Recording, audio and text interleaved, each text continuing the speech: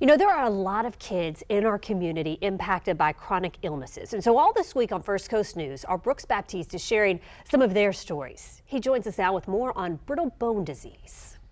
Diagnosed with brittle bone disease while in the womb, the Spurlocks, well, they could only be hopeful for their unborn son. But they figured if Gage survived birth, his life would be a journey full of challenges. And now he's 9 years old and he carries an unbreakable smile that seems to influence those who aren't quite like him.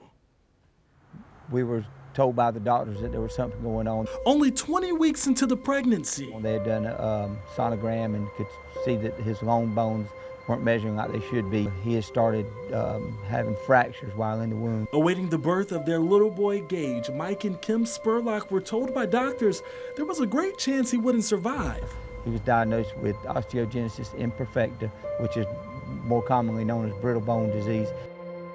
Once he was born, we kind of was smooth sailing for about a year. Through it all, the Spurlocks, they were hopeful, but Gage spent most of his early life in and out of Wolfson's Children's Hospital. When Gage turned right at a year old, Gage was diagnosed with hydrocephalus.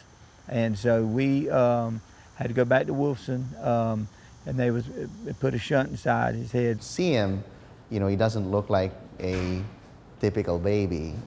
I knew that he had a serious disease, but in my specialty, you don't get to see me unless you have a serious disease.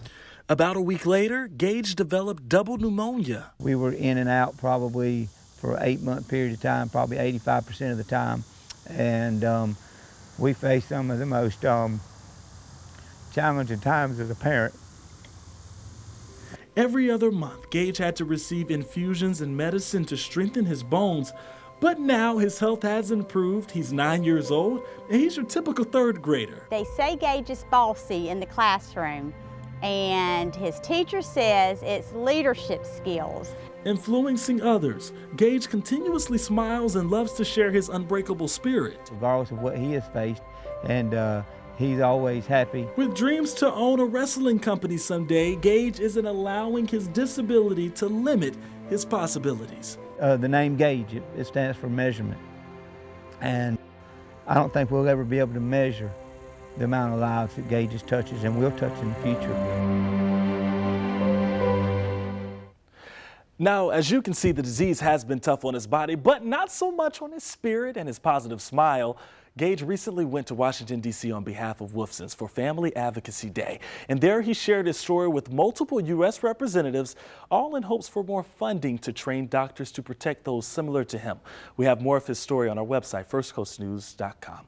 In the Information Center, Brooks Baptiste, First Coast News, on your side. A precious little boy. Thank you, Brooks.